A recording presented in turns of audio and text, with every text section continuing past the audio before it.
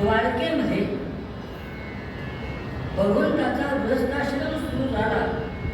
स्वतः करता द्वारका नगरी निर्माण भगवंताने केली आणि एक दिवस रुक्मिणीच्या महालामध्ये परमात्मा आडवे पोहोचलेले असताना भगवंत विचार करायला लागले. पायाजवळ बसून लक्ष्मी, पायाजवळ बसून रुक्मिणी त्यांची चरण सेवा करते. क्षणाक्षणाला भगवंताच्या चेहऱ्यावरचे भाव बदलतात. चेहऱ्यावरचे भाव बदलतात. क्षणात आनंद, क्षणात दुःख, क्षणात डोळ्याच्या कडा पाण्यानं ओलावतात. अशी अवस्था रुक्मिणी विचार करते. कदाचित आजपर्यंत सगळं आयुष्य कष्टात गेलं आणि आज द्वारकाधीश झाले परमात्मा आणि आमच्यासारख्या 16,108 स्त्रियांच्या बरोबर प्रपंच सुरू झाला. कदाचित भगवंताला आनंद वाटत असेल म्हणून डोळे पाणवतात किंवा त्या दुःखाची आठवण होत असेल म्हणून डोळ्याच्या कडा पलवतात. काय ती शहानिशा करावी म्हणून त्या रुक्मिणीने हळूच हलवलं. देवा, झोपेत किंवा जर आपल्या नवऱ्याला हाक मारायची असली किंवा झोपेतून उठवायचं असेल तर त्याला आयुष्यातून उठवतो असं जाग करायचं नसतं.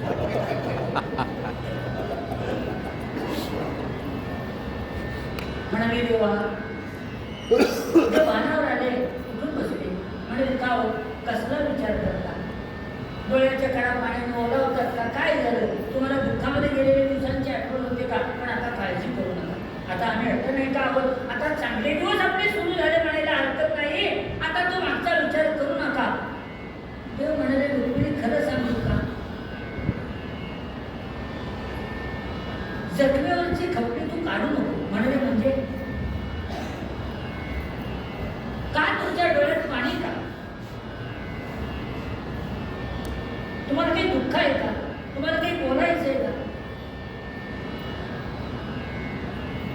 आज एवढा आपला ऐश्वर्य कुबेराला लाजवेल अशी द्वारका नगरी, जगामध्ये एकमेव द्वितीय द्वारका नगरी, आणि तरी तुम्हाला काही शल्य आहे. देव म्हणाले, रुक्मिणी, मला माझ्या आयुष्यातला ही सगळी सुख उपभोगत असताना आत्यंतिक सुखाचा कालावधी आठवला की ते सुख इथे नाही. ते सुख इथे नाही. ते म्हणाले, देवा, 60 पर्यंतच्या गाद्यांवरती तुम्ही झोपलात. अत्तराचे दिवे आपल्याकडे जळतात. नोकर चाकरांना कमतरता नाही, ऐश्वर्याला तोटा नाही. मागं पुढं काही नाही. सगळी सुख जगातली पाहायचं. तरी म्हणता तुम्ही यापेक्षा सुखातला कालावधी तुम्हाला आठवला आणि ते सुख इथे नाही. असं आहे तरी कोणती जागा? देव म्हणाले, तू त्यात पडू नको. काही चांगलं याच्यातून निष्पन्न होणार नाही. नाही म्हणाले देवा, असं कसं? मला कळलंच पाहिजे. मला कळलंच पाहिजे. तुमच्या आयुष्यातला सुखाचा कालावधी कुठला हा मला कळला पाहिजे. देव म्हणाले, नको सांग. नाही म्हणाले, कळलंच पाहिजे. मग म्हणाले, इच्छा आहे ना तुझी ऐकायची? सांगतो, ऐक. माझ्या आयुष्यातला सुखाचा कालावधी कोणता? आणि मग भगवंताने ती जागा सांगितली.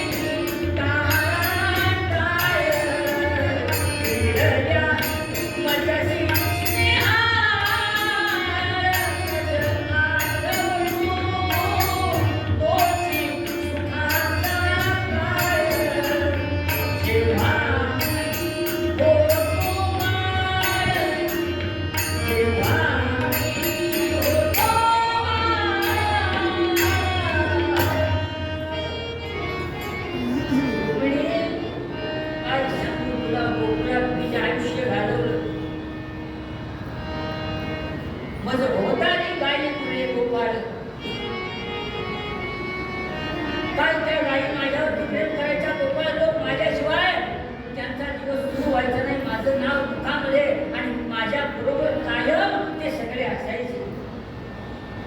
काय त्या गोपींचं वर्णन करावं, माझ्यावरती प्रेम असं, मी एवढा त्रास दिला पण मी मरावं किंवा माझं काही वाईट व्हावं असा त्या गोपीने कधी विचार केला नाही. अरे मोठी पशु असणारी ती गंगी गाय, ती आपली शेपटी माझ्या चेहऱ्यावरती फिरवायची आणि म्हणायची याचा अनिष्ट मला लागू दे.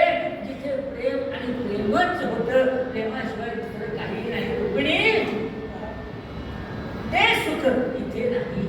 आणि गोपींचं तर काय विचारावं, माझी बासरी वाजायला लागल्यानंतर ज्या स्थितीत असतील त्या स्थितीत त्या निघून यायच्या. पतीची सेवा करत असतील तर तशा, मुलाला स्तनपान करत असतील तर तशा, कपडे धुत असतील तर तशा, भांडी घालत असतील तर घासत असतील तर तशा, स्वयंपाक करत असतील तर तशा, ज्या स्थितीत ज्या असतील त्या स्थितीत माझ्याजवळ यायच्या. याला म्हणतात प्रेम. म्हणजे म्हणाले देवा आम्ही जे तुमच्यावर केलं ते प्रेम नाही असं म्हणाले मी कुठे म्हटलं, पण त्याचं प्रेम इथे नाही. मला एवढंच म्हणायचंय ते सुख इथे नाही. म्हणाले देवा आज मला कळलं. म्हणाले काय, कुठल्याचं शेपूट खडीत घाला नाही तर नळीत घाला. ते वाकडच सरळ झालं काय केव्हा. आणि आज म्हणाले मला कळलं तुमच्या बरोबर लग्न केलं हेच म्हणून माझं चुकलं. अगदी लव्ह मॅरेज जरी असेल, लग्नाला 5 मिनिटं झाली 50 वर्ष जरी झाली तरी बायकांचं या वाक्यावरती एकमत आहे, याच्याबरोबर लग्न करून आपण चूक केली.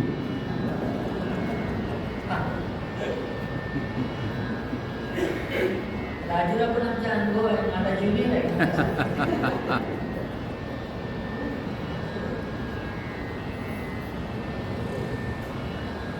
रुक्मिणी म्हणाली देवा माझ्या घराण्याचे अब्रू जाईल याचा विचार केला नाही मी. माझ्या भावानं शिशुपालासारखा एवढा उत्तम प्रकारचा वर माझ्याकरता नियोजित केलेला होता. त्यानं प्रतिज्ञा केली होती जर तुमचं आणि माझं लग्न झालं तर माझी स्मशनो काढून घ्यावी, म्हणजे मिशी काढावी. त्या काळात मिशीला महत्व होतं, आता तसं राहिलेलं नाही. त्या काळात मिशी काढणं हे अप्रतिष्ठेचं मानलं जायचं.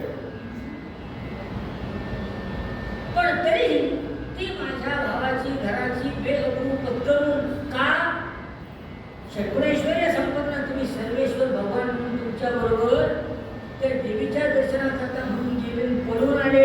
जगाचा पळून झालेला पहिला विवाह रुक्मिणी झाला.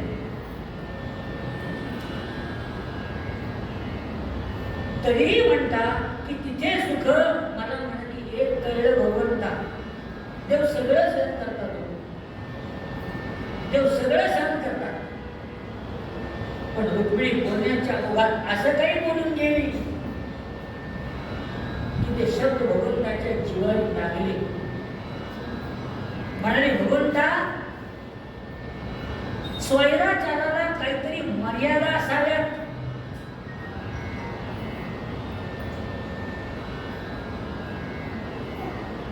चांगल्या मोठ्यात बांधलेलं गाढव त्याला सहन होत नाही, ते जाण्यात तुम्ही सोडल्यानंतर मुक्तीला हुंकायला. तशी तुमची म्हणाली अवस्था. एवढी सगळी सुख पायाजवळ आहे, दत्तराचे गिरेजातात एवढा महाल आहे. साक्षात पर्यंतच्या गाद्या सुवर्णाचा रत्नजडीत असणारा पलंग, आमच्यासारख्या अष्टनायिका स्त्रिया. एवढंच नाही भगवंता 16 सहस्रावरती 16 सहस्रावरती अन्यतर शतही सेविता कांता. म्हणजे 16 सहस्रावरती अन्यतर शतही सेविता कांता.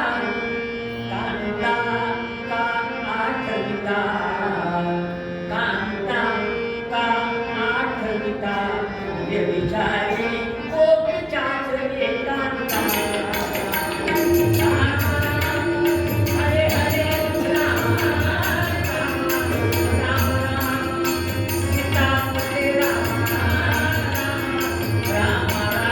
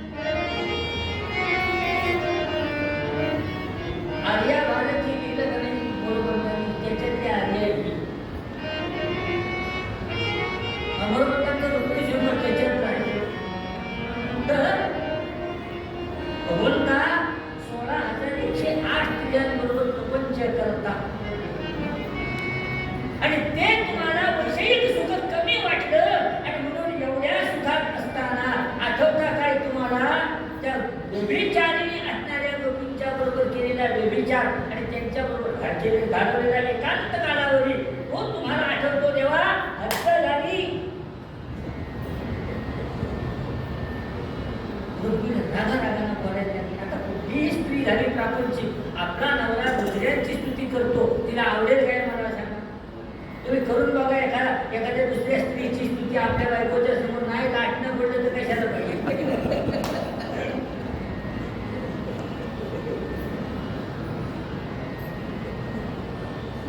संसारिक भावनेने ती रुक्मिणी बोलली, पण एकाएकी भगवंताच्या छातीतून कळा यायला लागल्या. भगवंताच्या छातीतून कळा यायला लागल्या आणि देव अगदी हृदयरोगाच्या जशा यायला तशा कळा यायला लागल्या. भगवंताची छाती घट्ट धरली आणि देव आडवे झाले. आणि आडवे झाले काय विचार करावं? भगवंताची तळमळ पाण्यात काढलेल्या माशाप्रमाणे सुरू झाली. अंगाला डाग यायला लागला, सगळं शरीर पांढरं पडतंय काय असं वाटायला लागलं, घशाला कोरड पडायला लागली. अंगाला हात लावला तर चटका बसेल इतकं भगवंताचं अंग तापलं आणि तळमळायला लागले देव आणि उसासे टाकायला लागले. बघितल्याने रुक्मिणी घाबरली, पदराने चेहऱ्याचा घाम पुसायला लागली, हळूहळू माळा घालायला लागली आणि कळलं सगळ्या त्या वाक्यामध्ये स्त्रियांना भगवंताच्या की देवाची तब्येत बिघडली. सगळ्या कंबर खोचूनच आल्या, पण परत खोचून कमरेला रुक्मिणी काय बोललीस असं म्हणून देवाची तब्येत बिघडली? या घरात काय झालं तर? आता रुक्मिणीची अवस्था ना घर घनघाट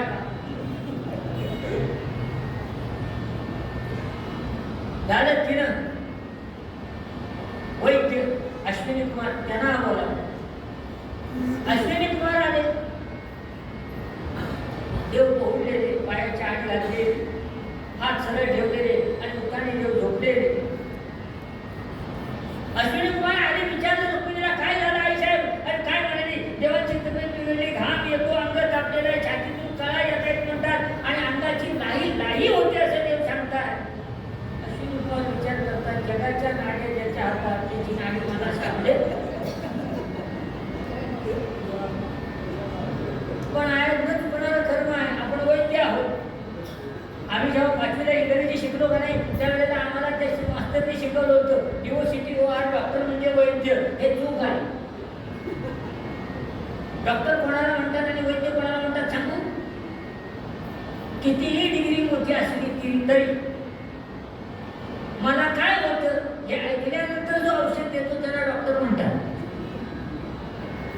आणि कुठलीही डिग्री नसली तरी नाडी परीक्षा केल्यानंतर जो औषध देतो त्याला वैद्य म्हणतात.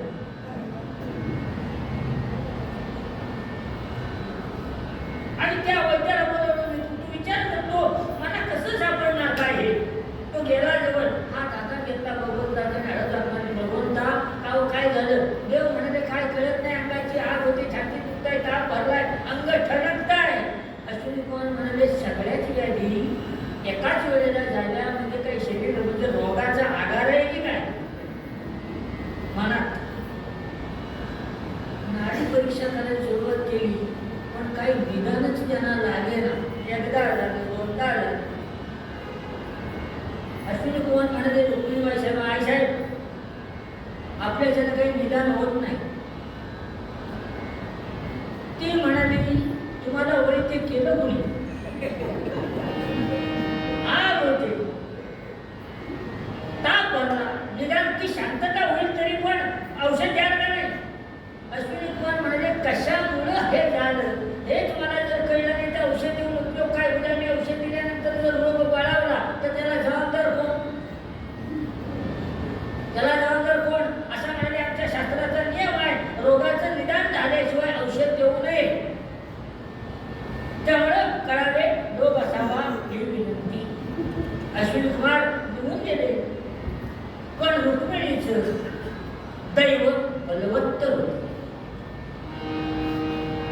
रुक्मिणीचं दैव बलवत्तर. काय त्या दिवशी घटनाक्रम होता माहिती नाही, पण अचानकपणाने त्या वाक्यामध्ये नारायण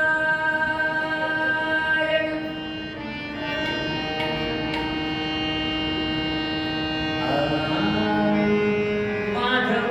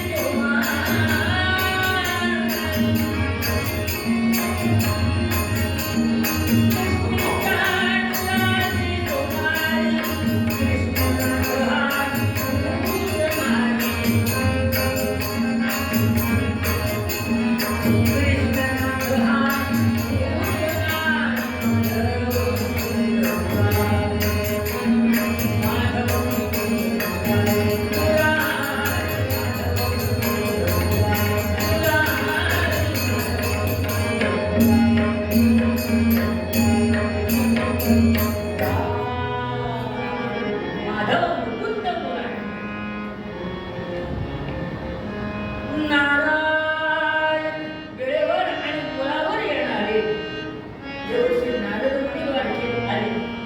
त्यांना कळलं भगवंताची तब्येत बिघडली, रुक्मिणीचा महाराज आहे. आले जे देवर्षी ते थेट रुक्मिणीच्या महाराजच आले. देव पोहले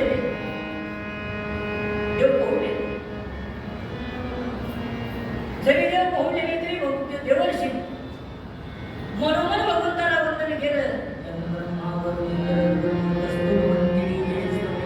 वेद हे सांगपद कर्मोपनिषद आहे. गायत्री सांगा ध्यानावस्थिती मनसा पश्यन्ति योगिनो यस्यान्तन्न विदुषासुरगणा देवाय तस्मै नमः. गोपाल कृष्ण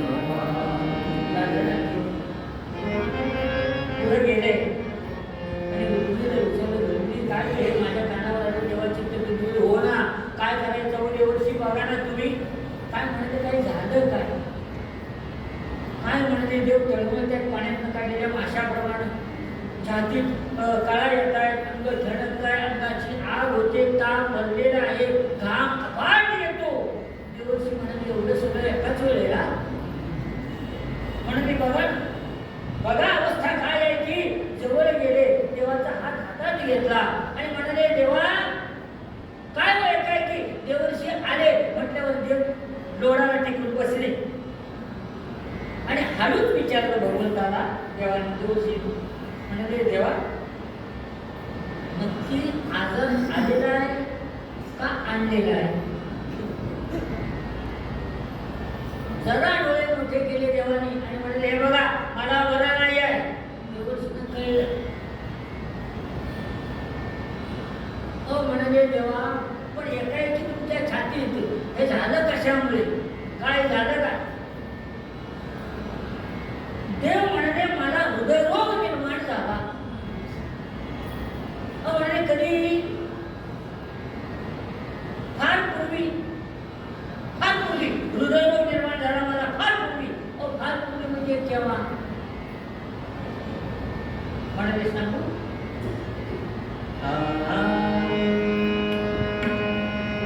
केव्हा झाला हृदयरोग निर्माण? हृदयी मानिनी दाट भृगुगिरी हृदयी मानिनी दाट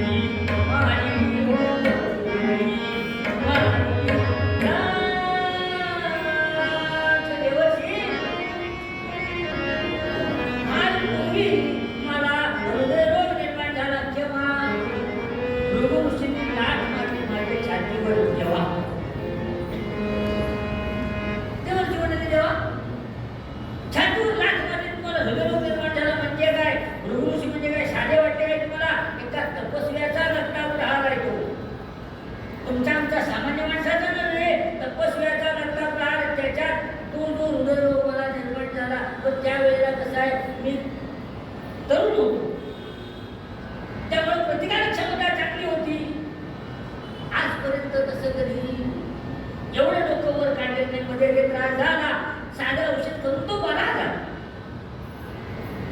आणि या रोगाचं म्हणाले वैशिष्ट्य असं आहे, ज्या वेळेला दुसऱ्याला असं वाटतं की मी अत्यंत सुखात आहे, त्या वेळेला हा रोग डोकं वर काढतो. तसं रुक्मिणीला आता वाटलं मी अत्यंत सुखात आहे, हृदयरोग आलाच हृदय. आणि अशी जी अवस्था माझी निर्माण झाली, देवर्षी सहन होत नाही, आता मेलेलं परवडेल त्यापेक्षा. देव म्हणाले, देवर्षी म्हणतात तेव्हा अभद्र बोलू नका हो, काहीतरी जरा काहीतरी चांगलं सांगा. अहो मागे आजार तुम्हाला हा झाला, लोक वर काढलं, तेव्हा केलेला उपाय आहे तो सांगा, आम्ही उपाय करतो ना. देव म्हणाले, देवर्षी इथेच तर गडबड आहे ना. म्हणजे हा रोग एकच आहे, हृदयरोग. पण या रोगाचं वैशिष्ट्य असं आहे ना की एकदा केलेलं औषध पुन्हा करून त्याचा गुण येत नाही, दरवेळेला औषध वेगळं. ते साधारण आम्हाला ताप आला की आम्ही मेटासिड काहीतरी घेतो, पॅरासिटामॉल घेतो जनरली 2-3 वेळा असं घेतल्यानंतर चालतं. अगदीच व्हायरल बाळगलेला असला, टायफॉइड असला, मलेरिया असला, डेंग्यू असला तर डॉक्टरकडे जायला लागतं. या म्हणाले रोगाचं वैशिष्ट्य मागचं औषध आता काम करणार नाही, आता नवीन. म्हणाले देवा मग नवीन काय ते औषध सांगा तरी, नवीन औषध काय ते सांगा तरी, आमच्या ज्यानं झालं तर करू. काय चालेल ना? रुक्मिणी म्हणाले चालेल चालेल चालेल, होय ना म्हणाले चालेल ना. मग म्हणाले देवर्षी मी तुम्हाला औषध सांगेन, पण माझी एकही स्त्री तिथं आत असता कामा नये. त्यांना बाहेर करा, दरवाजा लावून द्या, मग तुम्हाला एकट्यालाच औषध सांगतो.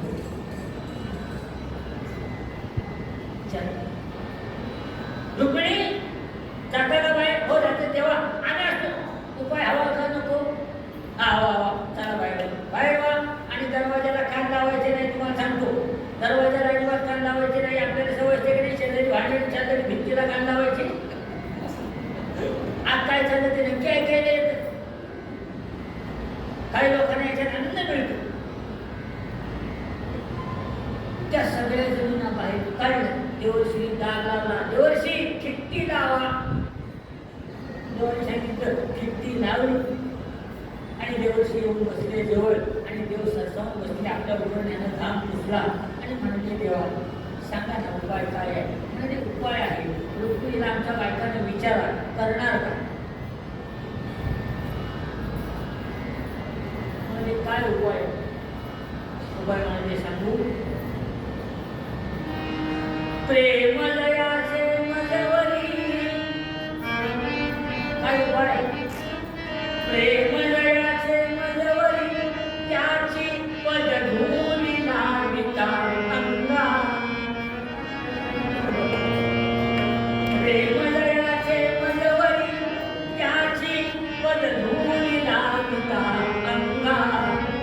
संगासरशी निवडी, संगासरशी निवडी, तर मला हो शिवाजशी गंगा. हरे हरे राम राम राम रघुत्तम राम राम राम सीतापते राम. प्रेमलयाचे मजवरी याची पदधूली लाविता अंगा. संगासरशी निवडी, मला शिवाजशी गंगा. ज्याचं माझ्यावर स्वतःपेक्षा माझ्यावर जास्त प्रेम, म्हणजे माझ्यावरती अत्यंतिक प्रेम ज्याचं आहे, अशा कोणाही माझ्या भक्ताच्या पायातली चरण रज म्हणजे पायातली धूळ, धुळीत पाय पडवल्यानंतरची नव्हे सहजी लागलेली जी असते ती चरण रज चंदनात मिसळून त्याची कृती करून माझ्या जर अंगाला लेप काढला तर या व्याधीपासून मला आराम पडेल. मग देवर्षी देवर्षी सांगतात, देवा हा एवढा उपाय सांगायला बायकांना बाहेर कशाला काढलं? 16,108 बायका तुमच्या सगळ्यांचं तुमच्यावर प्राणांतिक प्रेम आहे, लगेच उपाय करतील होय ना म्हणाले? बघा विचार बघ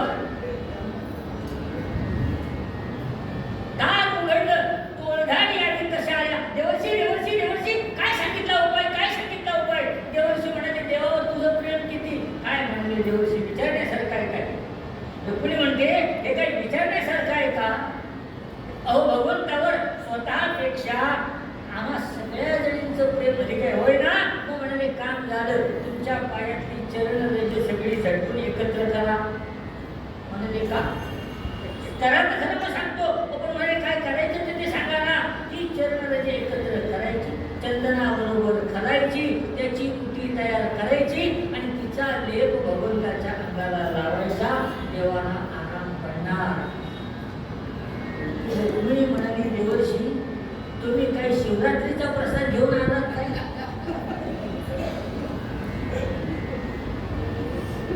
काय इंदोर उज्जैनवरून थंडाई घेऊन आलात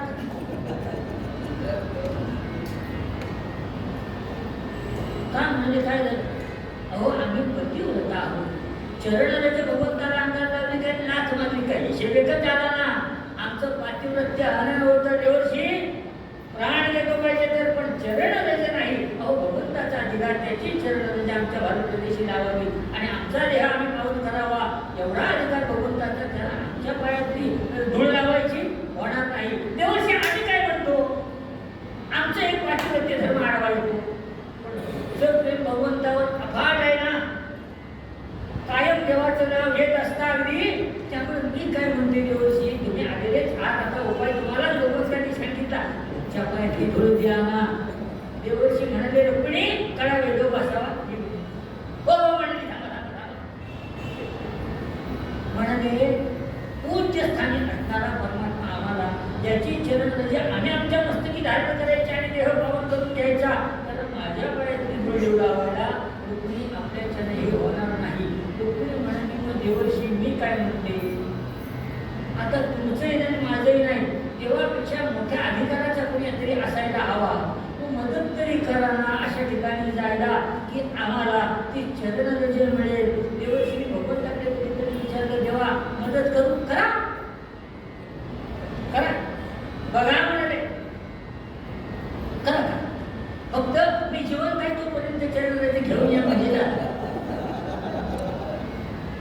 देवर्षी रुक्मिणी बाहेर पडले रुक्मिणी म्हणते देवर्षी आता जायचं कुठे आहे म्हणाले 2-4 घरं माझ्या ओळखीचे आहे पहिल्या वर्गामध्ये ते कुबेराकडे येऊन दाखल झाले त्या कुबेरानं आता चालू केलं देवर्षी देवर्षी अचानक अरे म्हणजे देवाची तब्येत बिघडली ती रुक्मिणी तुझ्या पुढे आलेली हात जोडते भगवंताने उपाय सांगितला ज्याचं भगवंतावर प्रेम अत्यंतिक आहे त्याच्या पायातली धूळ द्यायची ती रुक्मिणी जवळ म्हणजे आम्ही नेणार चंदनात घालणार आणि त्याची कुटी लावणार सगळी त्या भगवंताच्या अंगाला आणि देवाला आराम पडणार कुबेर म्हणाला देवाला झालंय काय म्हणजे काय सांगू छातीत दुखताय अंगाची लाही होते छातीतून काळा येतात ताप भरपूर भरलेला आहे घाम अपार येतो असं सगळं झालेलं आहे ते पटकन तुझी चरण दे कुबेर म्हणाला देवर्षी सकाळपासून तुम्ही भेटलं नाही तुम्हाला अहो मी या धनाचा अधिपती असणं ही या भगवंताची कृपा आहे त्याला माझ्या पायातली धूळ लावायला देऊ वाटलं तर जो कोणी चरणरज देईल त्याला पाहिजे तेवढं धनद्रव्य देतो अगदी एखाद्या म्हणाला मला कुबेराची जागा द्या तरी ती जागा द्यायला मी तयार आहे पण चरणरज देणार नाही कळावे लोभ असावा ही विनंती पहिलाच नंबर रॉंग लागला बाहेर पडले आता आय म्हणाले जागा चंद्राकडे जाऊ चंद्राकडे आले त्या चंद्रानं आगत स्वागत केलं म्हणला देवर्षी एकदम अचानक काही वर्दी न देता अरे म्हणजे फार गडबडीत आहे रुक्मिणीला घेऊन आलो देवाची तब्येत बाकी बिघडलेली आहे अंगाची लाईट होती छातीतून काळ्या येतात अपार बिघडली आणि उपाया करता म्हणून तुझ्याकडे आलो चंद्र म्हणाला माझा उपयोग होणार असेल तर आनंद काय उपाय आहे देवाने सांगितलेला उपाय आहे ज्या कोणाचं प्रेम भगवंतावर अत्यंतिक आहे त्याच्या पायातली धूळ जर भगवंताच्या अंगाला लावली चंद्रात मिसळून तर देवाला आराम वाटणार चंद्रा अरे शीतलता हा तुझा गुणधर्म आहे तुझं प्रेम भगवंतावर अपार आहे त्यामुळं तुझी चरण तुझ्या रुक्मिणी जवळ दिली तर तुझे उपकार होतील चंद्र म्हणाला माझी जागा हवी असती तर मागा पण चरण रजे देणार नाही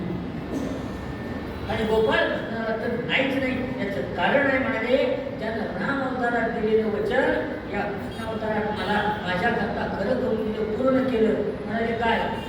राम अवतार जेव्हा म्हणाले झाला चंद्र म्हणतो तो मांड्याला झाला, कोटीमध्ये ओळख टाकावं असं तेज भगवंताचं ते रूप पाहण्याकरता सूर्य क्षणभर स्थिर झाला आकाशात. त्यावेळेला दिवशी मी त्या सूर्याला म्हणालो की अरे तू पुढे सरकशील तेव्हा ना मला भगवंताचं दर्शन होईल, मी पुढे येईल तेव्हा माझा नंबर लागेल. हा संवाद ऐकला त्या भगवंताने आणि मला वचन दिलं, म्हणाले काळजी करू नको चंद्रा, या अवतारात पहिलं दर्शन सूर्याला दिलंय ना, पुढच्या अवतारात पहिलं दर्शन तुला देईल. आणि मला पहिलं दर्शन देण्याकरता भगवंताने अवतार मध्यरात्री एवढं ज्यानं सांभाळलं, एवढं ज्यानं वचन सत्य केलं, त्याला चरणरज नाही जमणार. कळावे लोभ असावा ही विनंती.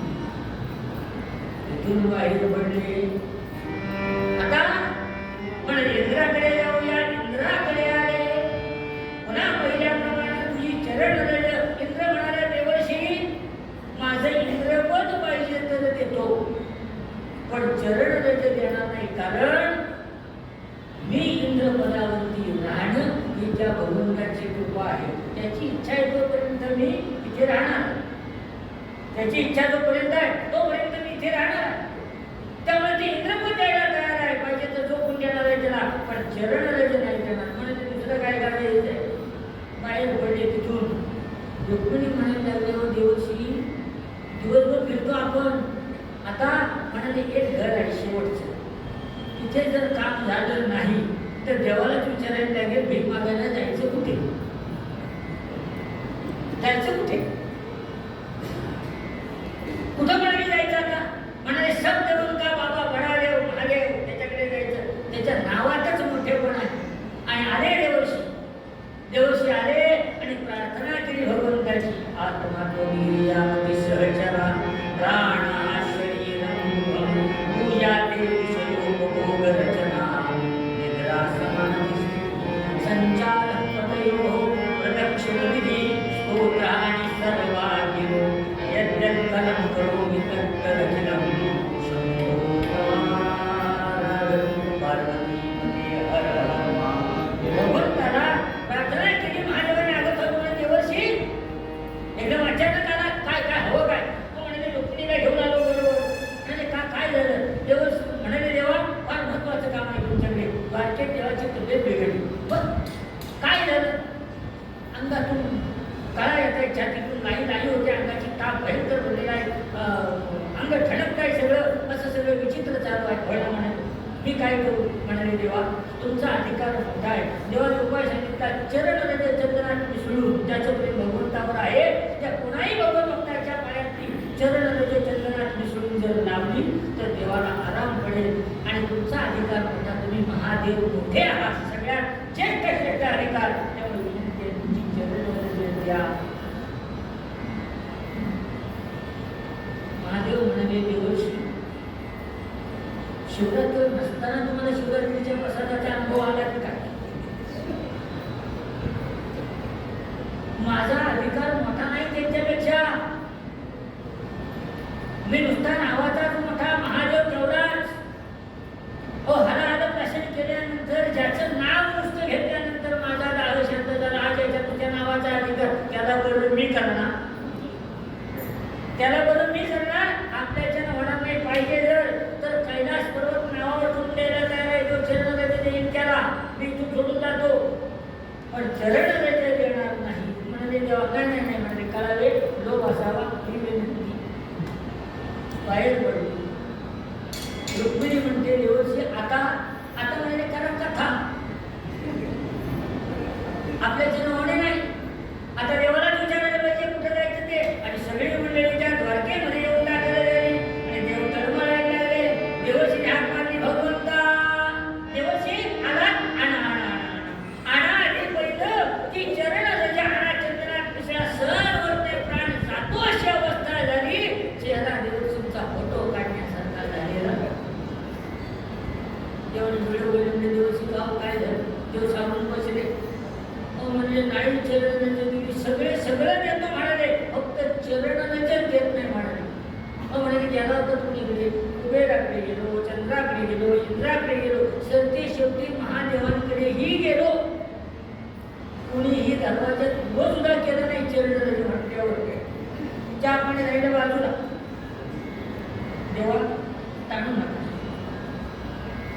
अशी जागा सांगा की जिथे गेल्यानंतर पक्की चरण रजे मिळेल आणि तुम्ही बरे व्हाल.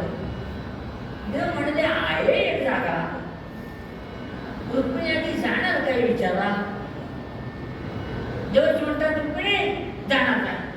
आई म्हणायची हिंमतच नव्हती, कारण 16,108 पैकी सगळ्या जणी पदर खोचलेला नाही म्हणते काय. नाही तर सगळी लाटणे चिमटे साक्षात भोकण्या हिच्या पाठीत जर पडल्या होणार कसं मला सांगा. जाणार म्हणजे नुसतं जाऊन दिवशी चालणार नाही. खाली मान घालून जायला पाहिजे, हात जोडून त्यांची विनंती करायला पाहिजे आणि त्यांच्या पुढं पदर पसरायला हवा. तो पदर पसरल्यानंतर त्या पदरात ती धूळ मिळेल आणि मग ती धूळ पदरात बांधायची, आपल्या कटीला लावायची आणि मग सांभाळून तिथे आणायला लागेल. या गोष्टीला रुक्मिणी तयार आहे का सांगा. रुक्मिणी म्हणते देवा अंत बघू नका, मी सगळं करायचं आहे. कोणाची भांडी घासायची तरी घासी, धुणी धुवायची तरी धुणी, लाली पुसायची तरी पुसी, पण धूळ कोण देईल तेवढं सांगा. देव म्हणाले देवर्षी एवढं सगळं फिरून थकलात ना, मग एका जागेवर जा. कुठे जा. थकलासी नारदा, थकलासी नारदा, तरी गोकुळी एकदाच जाच. काच हिरा कळण्यास्तव गोपींना प्रश्न तूच करी हाच. थकलासी नारदा, तरी गोकुळीच तू एकदाच तू जाच. कारकून कवी आहे बरोबर लक्षात घ्या. अक्षराची गंमत आर्यावृत्त ज्याने दिलं मराठी भाषेला. यतिशी कधी नसावा स्वल्पही चित्तात मूड कामाचा, तसा जीवी घातक ठरतो नवरा पत्याशी मोडका माझा गोपाळ तुम्हारा. बरोबर सांगतात थकलासी नारदा, तरी गोकुळी एकदाच तू जाच. काच हिला कळण्यास्तव गोपींना प्रश्न तूच करी हाच. गोकुळात जा. बघ तिथे गेल्यानंतर तुला कळेल नारदा काच कुठली आणि हिरा कुठला. रुक्मिणी जर निघायला पाहिजे आणि दैवगतीनं हे निघाले देवर्षी आणि रुक्मिणी गोकुळात जायला. दैवगतीनं ती अश्विन पौर्णिमेची रात्र होती आणि अश्विन पौर्णिमेची रात्र म्हणजे गोकुळात रासलीला झाल्याची. रासलीला ज्याच्याकरता महर्षी वेदव्यासांनी श्रीमद भागवतामध्ये 5 अध्याय खर्च केले, ज्याला रासपंचाध्यायी म्हटली जाते. लक्षात घ्या, ज्याच्यामध्ये कामलीला नाही, ज्याच्यामध्ये कामविजय लीला आहे. राधेला उभं केलेलं आहे मध्य भागात, तिच्या हातात वासरी दिली आहे आणि सगळ्या गोपींनी फेर धरलाय त्या गोकुळात राधेच्या भोवती आणि काय म्हणताय गोविंद गोविंद गोविंद.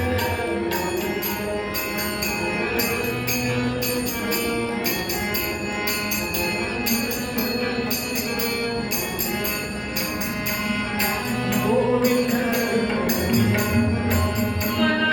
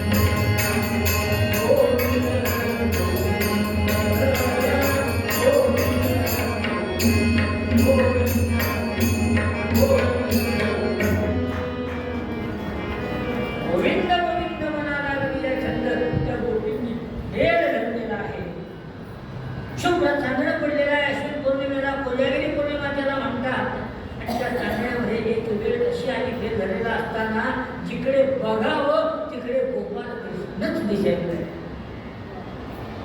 ही रासलीलेची अंतिमची अवस्था आहे. सलोकता, समीपता, स्वरूपता, सायुज्यता. या रासलीलेमध्ये भगवंतांनी आपलं रूप सगळ्यांना दिलं, म्हणजे सारूप्य मुक्ती दिली. याला म्हणायची रासलीला. आणि तो सोहळा चालू आहे आणि त्यावेळेला मध्यरात्रीला देवर्षी आणि रुक्मिणी पोहोचले. रास भंग करावा आहे, चढ जीवावर आलं होतं, पण इलाज नाही आणि देवर्षीने निवेदना केली. नारायण भक्तीचा रंग चढलेल्या त्या गोपी भानावर आल्या आणि देवर्षी रुक्मिणींना बघितलं आणि ज्येष्ठ गोपी पुढे आली आणि विचारलं, देवर्षी असं मध्यरात्री का आला, का आला, काय झालं? म्हणजे रुक्मिणी पण माझ्या बरोबर आहे. द्वारकेमध्ये गोपाल कृष्णाची तब्येत बिघडली. म्हणजे काय झालं काय? म्हणजे विचारू नका. एकाएकी अचानक छातीतून काय यायला लागल्या, अंग ठणकताय, ताप भरलाय, अंगाची लाही होते. म्हणजे हे झालं केव्हा? त्या सगळ्या गोष्टी देवर्षींना आणि आसनावर बसवलं. सगळ्या गोष्टी चिंताक्रांत देवर्षींच्या जवळ बसल्या. बाजूला रुक्मिणी होऊन बसलेली आहे. देवर्षी म्हणतात, सकाळपासून एकाएकी तब्येत बिघडली. म्हणजे काय औषधं वगैरे, त्या औषधाकरताच म्हणाले तुमच्याकडे आला. म्हणजे काय औषध, काय औषध, काय तुमचं प्रेम भगवंतावर किती आहे काय सांगणार, विचार नाही काय देवर्षी? प्राणांतिक प्रेम आहे. देह जावो अथवा राहो, पांडुरंगी दृढ व्हावो. त्यामुळे देवर्षी तुम्ही सांगा काय करायचे. प्राण द्यायचे असेल तरी देतो, म्हणजे प्राण देऊ नका. मग तुमची चरण रज द्या, पायातले धुळायची. रुक्मिणी पुढे जायचे, हात पसरले, हात जोडते, मला तुम्हाला पदर पसरते. पण एवढं फिरलो, चरण रज मिळाली नाही, तुम्ही त्या हात पदर पसरते. गोष्टी म्हणाल्या, तुम्ही गयावया कशाला करते? त्याच्यानंतर चरण रज देवालाच हवी ना. पदर पसर घे, चल. रांग लावली लगेच गोपीनी. गोपीनी रांग लावली. जे द्यायला महादेवांपर्यंत सारखे देव नाकारत होते, तयार कशा काही झाल्या? ती चरण म्हणजे प्रत्येकीनं झटकली पायावर. साधारणपणा न सोडलेल्या सुपारीच्या आकारा एवढी ती तयार झाली. रुक्मिणीनं बघितलं, म्हणाली एवढी पुढे. सगळ्या गोष्टींनी चरण म्हणजे झटकली. देवर्षी म्हणाले, तुमचे उपकार कसे वाढावे, वर्णन करावे, शब्द नाही माझ्याजवळ. त्यावरती गोपी म्हणाली, देवर्षी 2 मिनिटं थांबा, काही प्रश्नांची उत्तरं द्या आणि ही चरण म्हणजे काय करणार याचं? ही म्हणाली, तुम्ही चंदनात मिसळायची आणि त्याची उठी देवाला लावायची, आराम करणार आहे असा देवानेच उपाय सांगितला. देवर्षी म्हणाले, काय प्रश्न विचारता? म्हणाले, प्रश्न एवढाच विचारतो की चरण रज देवाने उपाय सांगितल्यानंतर कुठे कुठे गेला? म्हणजे चंद्राकडे गेलो, इंद्राकडे गेलो, कुबेराकडे गेलो, महादेवांकडे गेलो, मिळाली नाही ना? मिळाली नाही मिळाली. प्रत्येकाने सांगितलं आमच्या पिढ्या नरकात जाती. देवर्षी म्हणतात, मला प्रश्न हाच पडलेला आहे की तुम्ही लगेच ती चरण रज दिलीत कशी आणि का दिलीत? या प्रश्नाचं मला म्हणाले कुतूहल आहे आणि त्याचं उत्तर मला तुमच्याकडून पाहिजे. त्यावरती ती गोपी हसली आणि म्हणाली, देवर्षी अहो, चरण रज हवी हे जेव्हा कळलं त्याच वेळेला इथे का नाही आला? का आमच्या गोपाल कृष्णाला सकाळपासून आतापर्यंत तडफडत ठेवला? काय तुम्हाला चंद्राकडे, कुबेराकडे, इंद्राकडे, महादेवाकडे जाण्याची गरज होती? तोच तर माझा प्रश्न आहे मला की तुम्ही लगेच कशा तयार झाला? ती गोपी म्हणाली, पिढ्या नरकात जाती असं बाकीच्यांनी सांगितलं ना.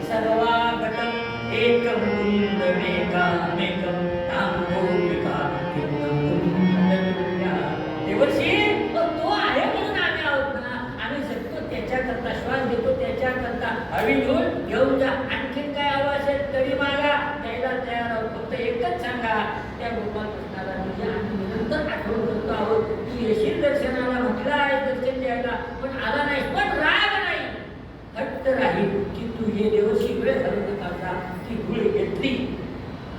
शालजोडीतला मारल्याप्रमाणे देवर्षींचा चेहरा झाला. आज इतकी वर्ष भक्ती करतो पण हा परमार्थ मला नाही कळला. हा परमार्थ मला नाही कळला. आणि म्हणून देवर्षींनी जे नारद भक्ती सूत्र लिहिलं याच्यामध्ये देवरच्या गोपींना भक्ती मार्गाच्या आचार्या असं म्हटलेलं आहे. भक्ती गोपींच्या कडून शिकावी. भक्ती मार्गाच्या आचार्या म्हटलं. या प्रसंगाचं कारण या गोष्टीकरता लक्षात घ्या. आणि ती धूळ घेऊन आले देवर्षी आणि रुक्मिणी आले. देव आले देवर्षी आले, रुक्मिणी आली, देवर्षी आले. ब्रह्ममुहूर्त जवळ आलेला तोपर्यंत देव उठून बसले. म्हणाले रुक्मिणी आण ती चरण रज चंदना थर मला सहन होत नाही. देवर्षी म्हणाले देवा धूळ मिळाली नाही असं म्हणाले होणारच नाही, असं होणार नाही. आणि जर मिळाली नसेल तर माझं दुर्दैव. त्या गोपी स्वतःपेक्षा माझ्यावर प्रेम करतात, मला हे माहिती आहे. त्या स्वतःपेक्षा माझ्यावर प्रेम करतात. मिळाली ना धूळ म्हणजे देवा देवर्षी म्हणतात देवा मिळणारच. देवर्षी माझ्या गोपी दिसायला येतात काय? काळ्या आहेत, सावळ्या आहेत, गोऱ्या कमी आहेत, शिकलेल्या अजिबात नाहीत, प्रपंचामध्ये आकंठ उडालेल्या आहेत. पण मनानं त्या कायम माझ्याजवळ आहेत आणि स्वतःपेक्षा माझा विचार आणि माझी सेवा जास्त करणाऱ्या आहेत. धूळ देणारच त्या. अगदीच एका भाषेत रुक्मिणीच्या भाषेत सांगायचं म्हटलं ना देवर्षी तर त्या गोपी व्यभिचारिणी आहेत. काय रुक्मिणी बरोबर ना? पण माझ्यावरती स्वतःपेक्षा अपार प्रेम करणाऱ्या. काय सांगू तुम्हाला देवर्षी? रुक्मिणीचा चेहरा फोटो काढण्यासारखा झालेला. तिने ती सहाण घेतली, चंदनाचं खोड घेतलं आणि खालायला सुरुवात केली. वाटी भरून ती उटी तयार केली आणि देव म्हणतात आण रुक्मिणी घेऊन ये. कसं लावशील? कपाळापासून सुरुवात कर आणि सगळ्या शरीराला लाव, पायाजवळ शेवट. आणि त्या रुक्मिणीनं चटका बसत होता कपाळाला अशी ती उटी लावायला सुरुवात करत केली. आणि हळूहळू मग गळ्याकडनं, छातीकडनं, पोटाकडनं, मांड्यांकडनं अशी लावत देव म्हणताय रुक्मिणी आहा काय म्हणाले सांगू. एवढी शांतता विषयप्राशन केलं ना तेव्हा नामस्मरणाला सुद्धा म्हणाले मिळाली नाही. ती या गोपींची चरण रज चंदनात मिसळून मिळाली शांतता. पायाजवळ अंध्याजवळ आली आणि पूर्ण झाली उटी लावून तोपर्यंत शरीराचं तापमान भगवंताच्या सर्वसामान्य झालेलं होतं. आणि ती लावून झालेले देव बसले आणि देवर्षीना म्हणतायत देवर्षी माझ्या गोपी दिसायला येतात पण माझी अपार भक्ती करणार आहे. त्या व्यभिचारिणी आहेत, दिसायला सावल्या आहेत, काळ्या आहेत, तिरळ्या आहेत, दात पुढे असलेले आहेत. अशा सगळ्या जरी कशाही असल्या तरी माझ्यावर निदान प्रेम करणारे आहेत. आणि म्हणून म्हणाले देवर्षी आज मी असं ठरवलंय मला चंदन अत्यंत प्रिय आहे. प्रसंगोपात मला रक्तचंदन पण प्रिय आहे, पण पांढरं चंदन मला अत्यंत प्रिय आहे. पण आजपासून म्हणाले मी असं ठरवलेलं आहे गोपींच्या पायाची धूळ ज्या जागृती स्वप्न आणि सुशुद्धी केवळ माझाच आणि माझाच विचार करतात. ज्यांनी स्वतःच्या देहाची तमा न बाळगता, पाप पुण्याचा विचार न करता 24 तास ओलांड माझा विचार करून किंचितही विलंब न लावता आज मला बरं वाटावं म्हणून आपली चरण रज दिली. ही चंदनात मिसळली गेली. गोपींच्या पायातली चरण रज आणि चंदन म्हणून या चंदनाला मी गोपी चंदन असं नाव देतो. आणि मला सगळ्यात जास्त प्रिय हे गोपी चंदन असेल. जो मला गोपी चंदन अर्पण करील मी त्याचा होऊन राहील. जसा गोपींचा राहिलो तसा मी त्याचा होऊन राहील. हा गोपींना माझा आशीर्वाद आहे. देवर्षी म्हणतायत भगवंता गोपींचा उद्धार तुम्ही केला, गोपीचंदनाचा अधिकार देऊन, पण तुमच्याजवळ कायम सांगितल्या जाता येता दर्शन देऊन राहून आमंत्रण करून घेऊ रुपये तुमच्याजवळ राहून आम्ही कोरडेच राहिलो. ही गोपींच्यावरती